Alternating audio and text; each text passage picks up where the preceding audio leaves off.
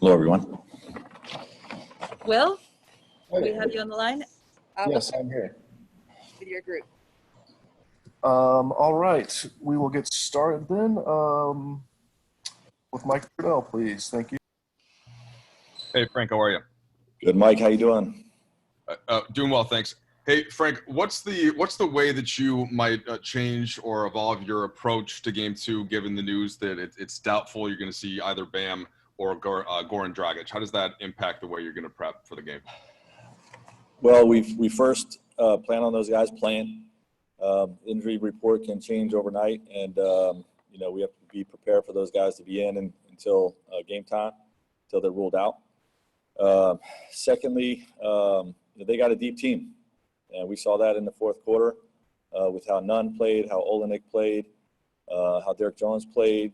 We know they have an army of guys that play a great style of play that's very, very difficult to guard. That works extremely hard on the defensive end, and we got to prepare for whoever's in uniform. Jason? Coach Jason Jackson from Miami Heat Television. A question for you about the runs that you guys got in 3 different really nice sustained runs. When you guys get into that mode, it seems like you're just running downhill. Are those essential against the way Miami plays defense, or is it just a wonderful benefit of the way that you guys tend to play? Well, we have that ability to explode. We've shown that throughout the course of the season. What I liked about it is that we did it mostly with defense and half-court offense. We're really moving the basketball well. I think when we're at our best, it's mostly happening on the break, by getting stops and getting out on the break. And we really didn't run to the level that I think we're capable of.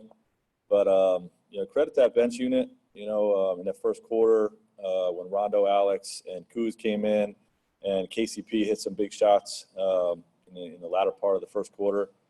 And, just Keith coming in, Bron coming back in with the second unit. Those were the guys that really dominated that stretch. But I was really pleased with how our bench played. Allison? Start with Kyle Goon. Frank, when it comes to getting rotation, you've had a pretty big rotation with these guys, and obviously you talk about your depth and your veteran leadership, but how do you kind of balance, especially in series like this, sort of giving everybody a chance, but also keeping it tight enough where you guys can be competitive and keep an advantage? Yeah, we don't really try to give guys a chance, so to speak. We're going to play the guys that are going to help us win that stretch. And whether that means 9-man rotation, 10-man rotation, we want to have fresh bodies in there as much as possible, which I probably overextended a couple guys in certain stretches last night. I have to be careful about that. But, the way this team plays, it makes sense to only use one of our bigs. That could potentially be JaVale at some point in this series because his length, even though we're using Dwight's physicality right now to start, I think his length could present a problem for them on the defensive end. So everybody on our team's got to stay ready, and we'll approach each game with the combinations we feel like are going to win that game. Dan? Frank, you mentioned the shots that KCP hit at the end of the first quarter. He shot the ball pretty well since the start of the playoffs, but just how much is that threat of spacing from a wing player? How much does that do for the rest of your offense? And obviously I know last night you said it's his defense is kind of where he makes his money on this team. But I'm curious, more specifically, that threat of spacing, especially against what Miami's trying to do. It matters. Gravity is always good for your offense. And that's what we described, as, even when they're not making shots, just being on the floor, you have to honor them out there. But, Miami's an intelligent defense that honors the paint first, no matter who's out there. It doesn't matter who's on the perimeter. They're going to flood to the paint and, fly around like we do on the backside, getting to shooters. So, I don't know if it's a great value to just have gravity against this team because they're, obviously they're great at guarding the paint and getting to shooters. We'll send it back to you, Will. All right, Frank, yes, I'll have 2 more for you. Alan Sliwa. Hey, Coach. You've kind of consistently complimented Miami, Coach Spoelstra, and kind of had a respect to the way they fight. What do you expect from them in Game 2, knowing that certainly this is a team that shows up every night? Well, you said it right there. We have great respect for them and how much they fight, how hard they play, how well connected they are, and their offense, is a sort of we call it an everyone is live offense, and the movement, the diversity, the balance that they play with, everybody's a threat on the court at all times with how well they move without the basketball and how good their bigs are at passing the basketball. So we feel like this Miami team is as difficult to guard as any team we played in the playoffs thus far. And there's a reason they're 12-3 coming into this series. And we can't let our guard down at all. David? Hey, Coach, this is Davide from Italy. You guys are going to play with a Kobe's jersey tomorrow once again. How much is important for you representing Kobe? I know you've talked about this in the past, but how much is important for you representing Kobe in the finals, knowing that the last time the Lakers were there, he was the MVP of the finals? Well, that's what you think about when you think about Kobe Bryant. I mean, obviously, he makes big shots throughout every regular season and whatnot, but you think about Kobe Bryant, you think about championships, and you think about the NBA Finals and all the big moments that he had in the finals. So while we've wanted to embody what he stood for and represent his memory all throughout the year, we want to do that more so now than ever. All righty. Thanks, Frank. Okay.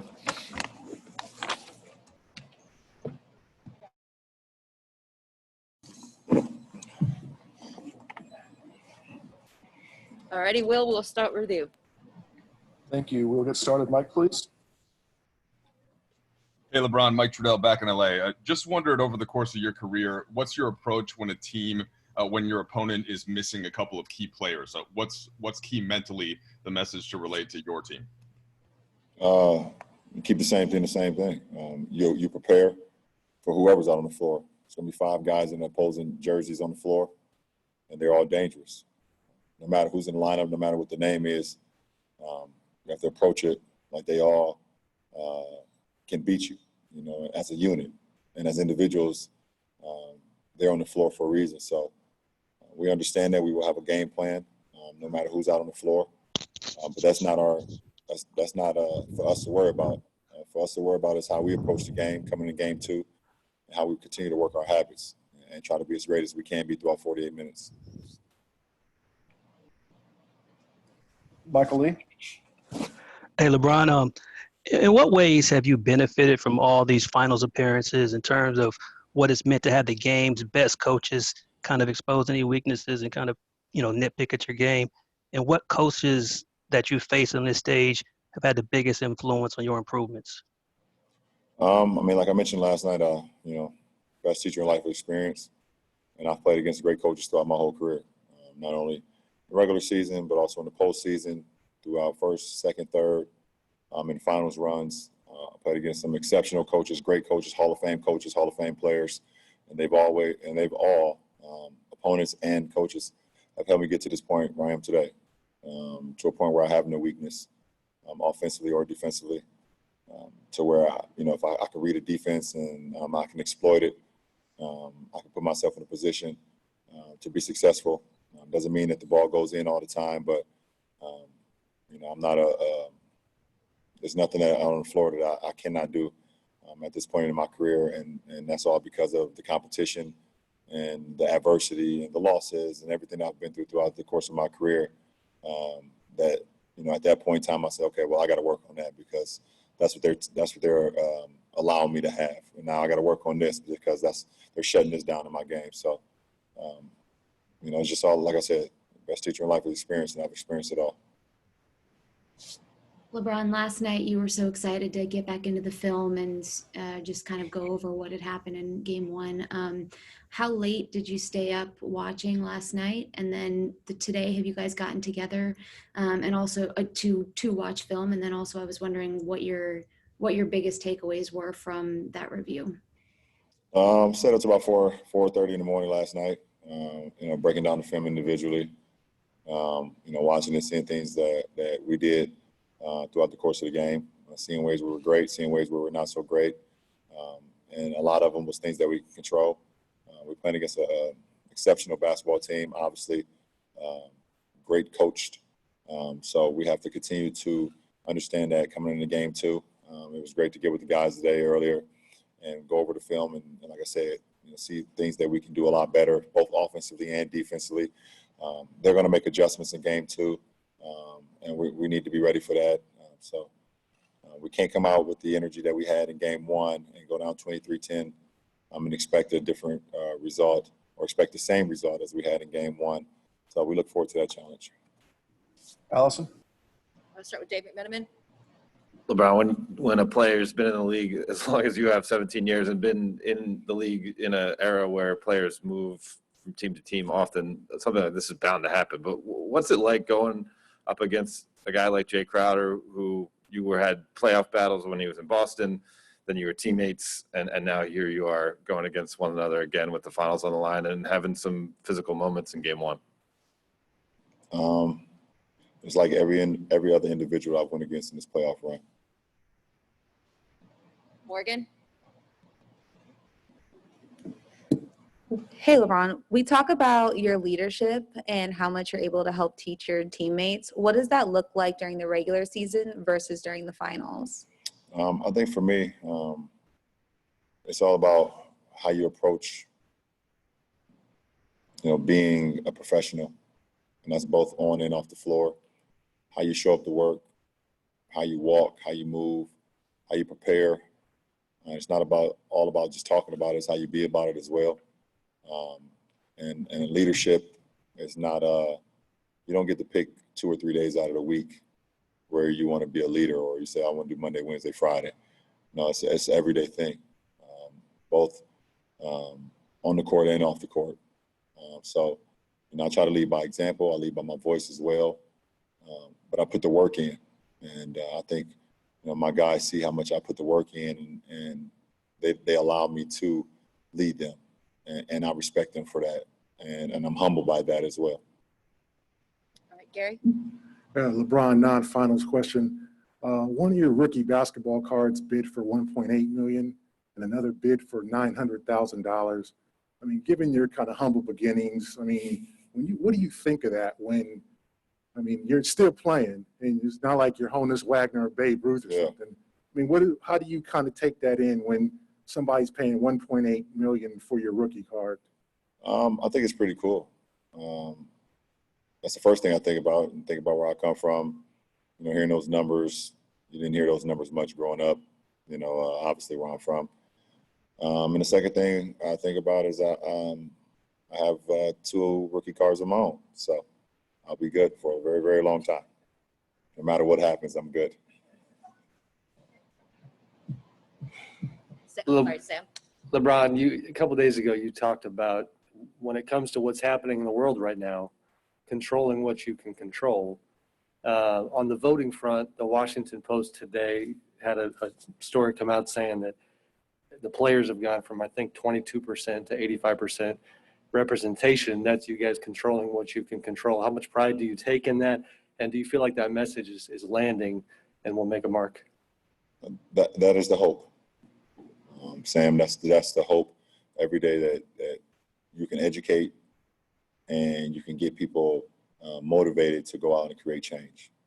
And I've just tried to put not only myself but my team in a position to be able to educate whoever needs it, and to encourage and to empower people in our communities.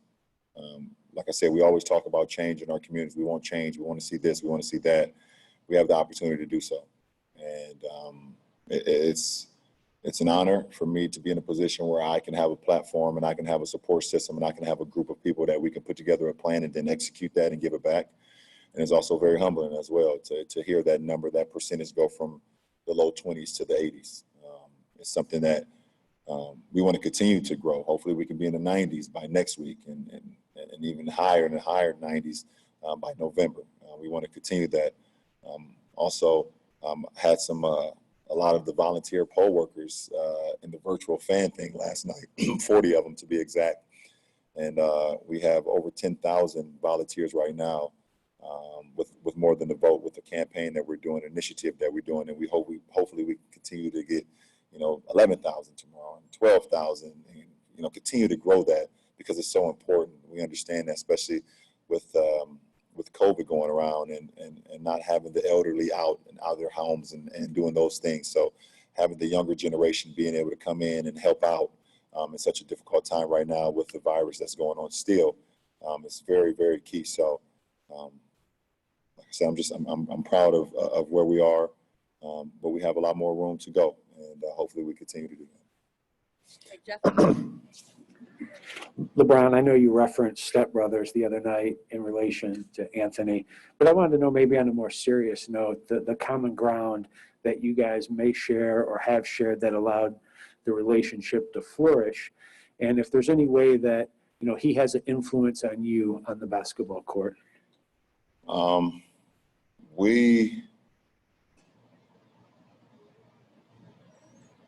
We're not jealous of each other.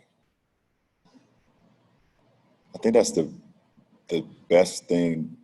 In professional sports, you have guys that join forces, two, you call them alpha males. That's what they call them. Two guys that's been dominant in a specific sport on their own respective teams. And they get together and they talk about, okay, how dominant they can be. And they talk about this is going to be this and that. I believe jealousy creeps in a lot. And that is the absolute contrary of what we are. We know who we are. We know what we're about. And we want the best, seriously, every single day, both on and off the floor for one another. We're not jealous of one another. And I think that you align that with respect. I don't think the sky's the limit. All right, we'll do a couple more here. Kyle?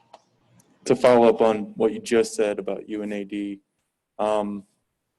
you feel like the ability to not be jealous of each other is sort of a natural quality, or is that something that has to be learned for some guys? And what was that like for you, kind of striking that balance? Now, I don't speak for other guys and I don't know. I just speak for myself, for AD. I know who we are. We respect one another. We drive one another. We command excellence out of one another. And that's what it boils down to. Jealousy and envy has killed a lot of great things, not only in sports, but in general.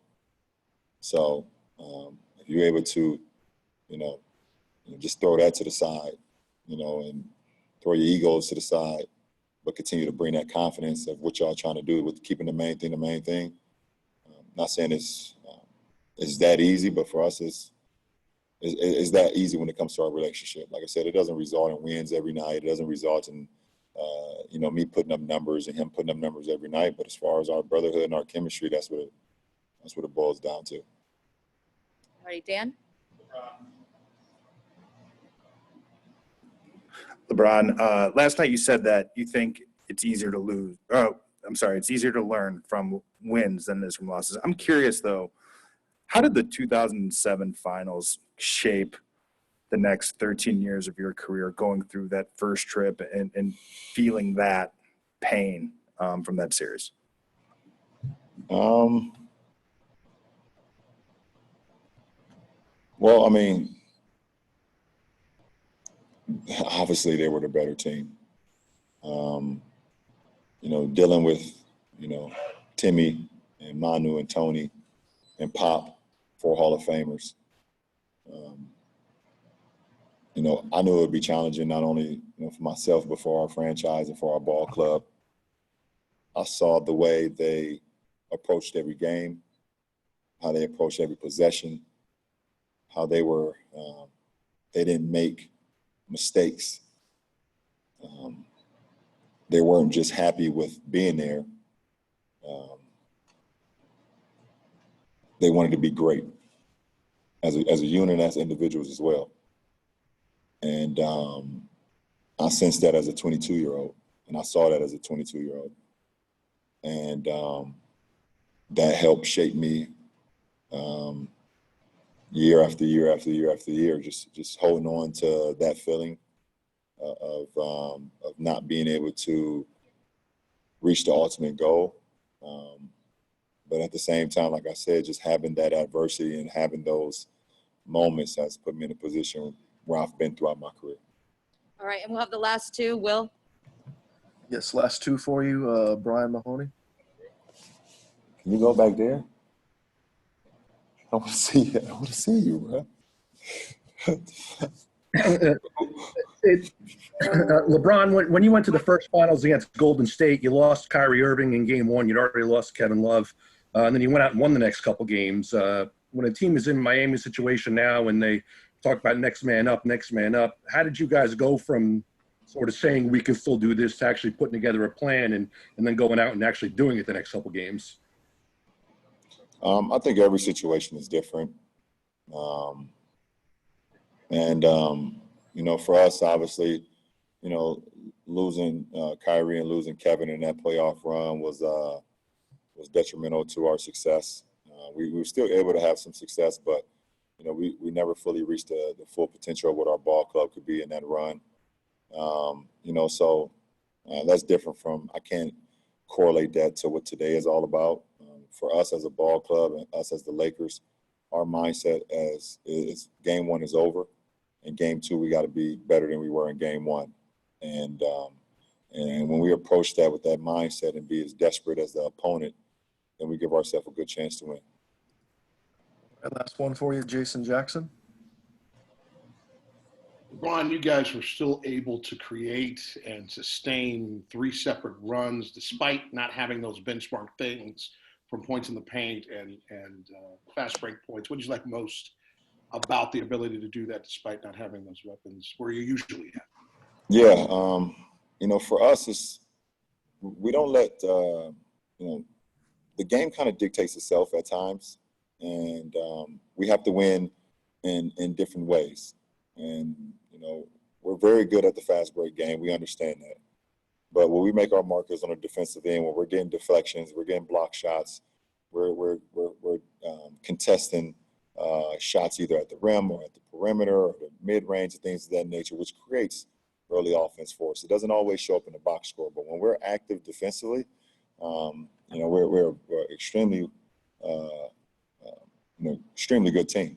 So every game is going to be its own challenge, and we understand that. And you have to win games in different fashions, sometimes even outside your own box. But I think the great teams learn that throughout the course of a run, throughout the course of a season, and that's what puts them in a position to compete for a championship, which we are today. All right, thanks, Rob. Thank you.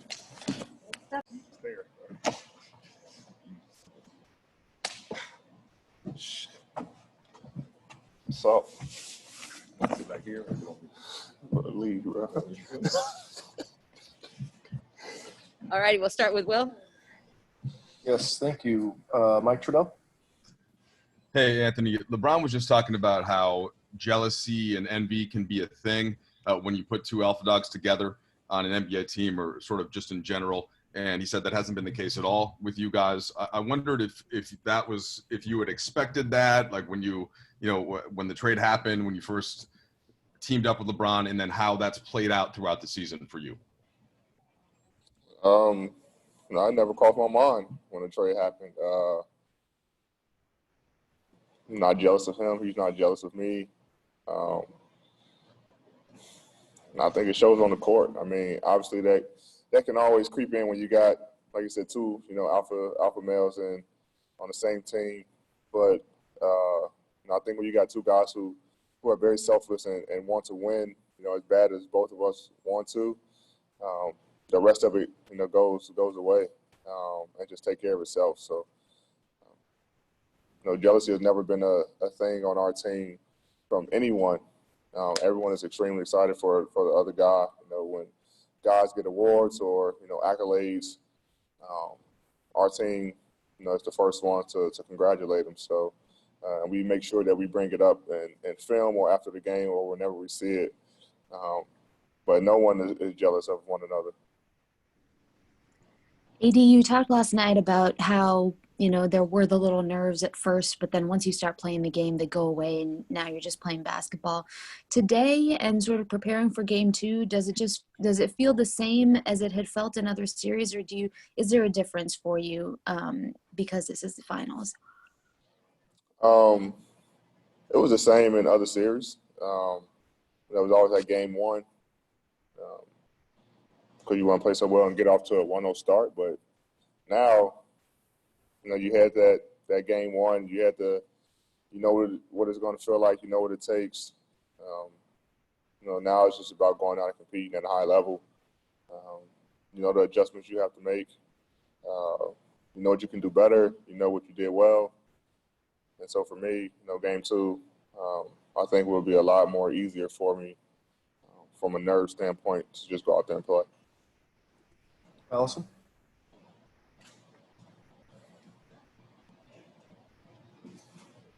Jeff Zilgett? Anthony, I guess it's a follow-up on that first question on the jealousy angle.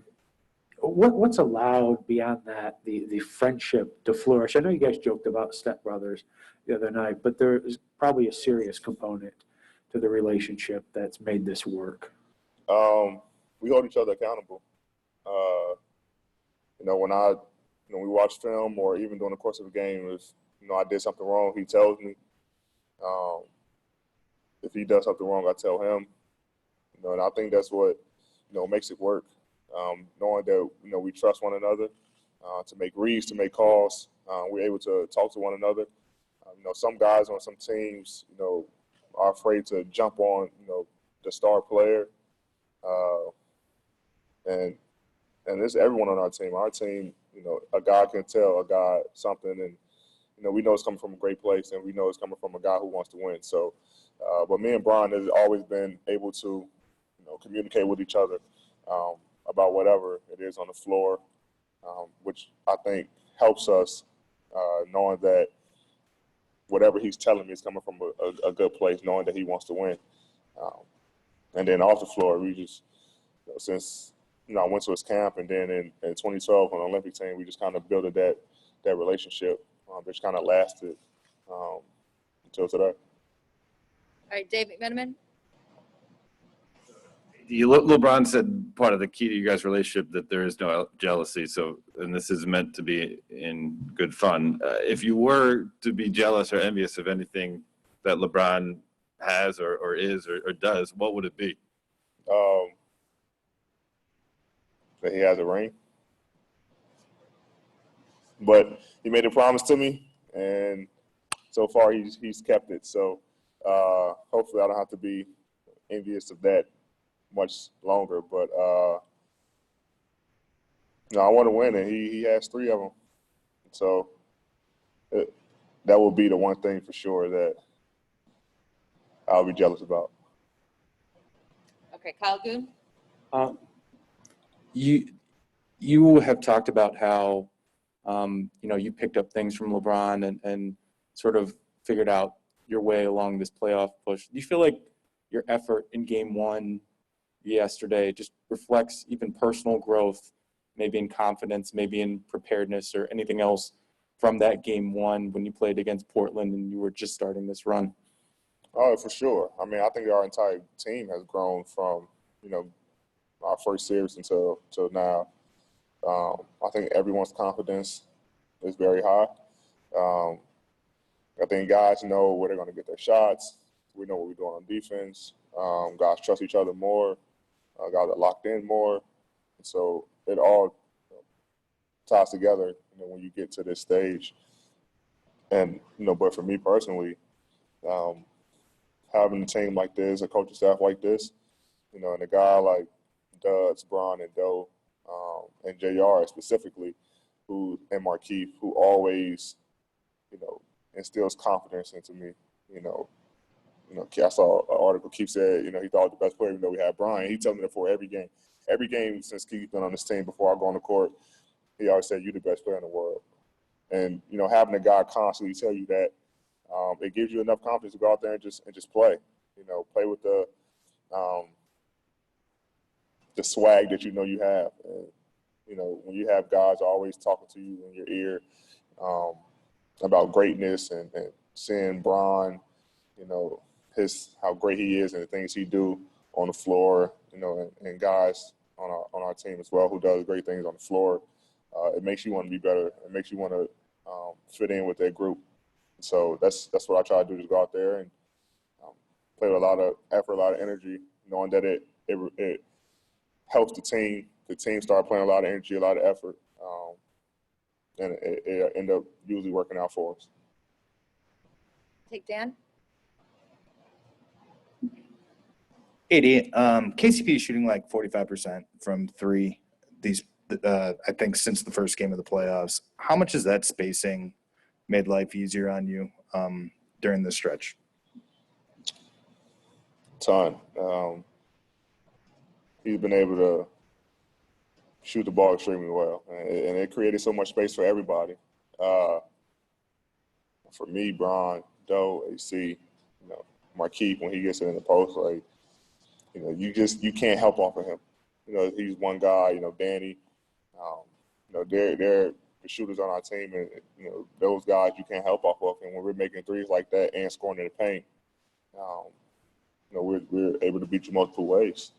And especially when Miami goes zone, the best way to get a team out of his zone is shooting them out of his zone. If you're not getting to the paint, and like I said, KC hit those 2 big threes for us in the first quarter to get us going. If you don't make those threes, it could be a different game. So, the confidence we have in him, the confidence he has in himself to go out every night, locked and loaded, and ready to make big shots for us is key. And we're going to need that for the rest of the series. Okay, back to you, Will. All right, yes, I'll take 3 more. Alan Slewa. AD, just want to get your thoughts on, we talk so much about what you do on the defensive side. How helpful is it with some of these role players? How much easier, I guess, does it make your job when KCP, Dwight Howard, Alex Caruso, you got a lot of guys obviously chipping in on the defensive side? That's great. KCP and AC, specifically takes the role and the challenge of guarding the best player on the perimeter. Or the best shooter. I think they did a good job on Duncan Robinson last night. And Tyler Hero, he got going early, but they started to lock in to him. They take it personal. They don't want, guys scoring on them. And so, when you got guys like that on the defensive end, and then you include, a defensive player of the year in Dwight, and then a guy like myself and Bron and Doe, when we're all locked in together defensively, we're a better team. And, for us, it starts with defense to lead our fast break and lead our offense. So when we got guys coming out playing scrappy, playing tough on the defensive end, that's what we want. And we just try to make it harder for the other team. Hey, D. LeBron talked about in terms of his leadership how he doesn't like to just talk about it. He wants to be about it. What have you learned about the way he locks in and carries himself and approaches this time? He's absolutely right. I mean, he'll say something, but at the same time, he wants to make sure that he's short on the floor. If he's saying that he has to be ready to move in rotation, in film or doing walkthrough, he's going to make sure he's there. And if he's not, it goes back to guys getting on him. And, he says, my bad, won't happen again. Or he knows during the game, like he tells everybody my fault. So, we've never been a team to, not do what you preach. And, especially him, he's very locked in right now into the game plan. And, we try to limit our mistakes as much as possible, knowing that we can't give a team, like the Heat, easy buckets are far mistakes. So we're locked in, he's locked in, and we try to play mistake-free basketball as much as possible. All right, last one for you, Jason Jackson. AD, despite the fact that you guys didn't hit your usual numbers for points in the paint and fast break points, you were able to blow this thing open and get it to 30 at a certain point. You had those 3 runs, one in the first, second, and third quarter. What'd you like about being able to still get to that and have those sustainable runs despite not having your signature aspects offensively? Yeah, I think we did it with stops.